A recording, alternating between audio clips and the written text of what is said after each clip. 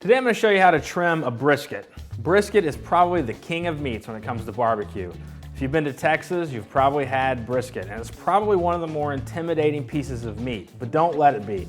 It's really a fun piece of meat to cook, and in the end, there's no more flavorful meat than a good, well-cooked brisket. What we have here is called a packer brisket. Now in your grocery stores, you may not find this immediately. You may find what's just called a flat, and this is the flat of the brisket.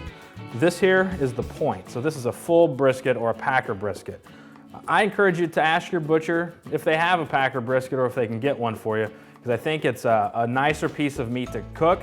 You're gonna have more control over it because you're gonna have the ability to take off whatever fat that you want or the fat that you want to keep. Plus, you're gonna be able to cook the point, which is where I think the jewel of all barbecue resides, and that's the burnt ends.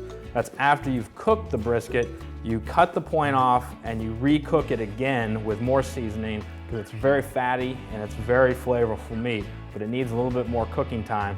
And man, will it give you the candy of all barbecue. Really sweet, juicy, succulent burnt ends. So let's first show you how we trim the fat cap side. So I'm gonna flip this over, and this is the fat cap.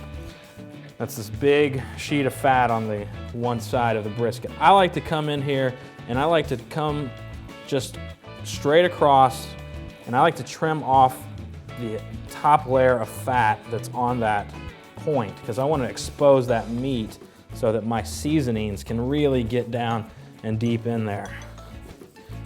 Now don't throw this away. This is good stuff to put in beans if you're making barbecue beans. So all this stuff is really good to use in one way or the other.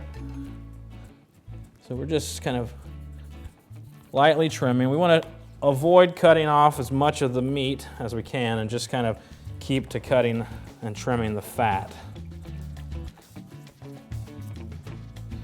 So this looks pretty good on this side for the point.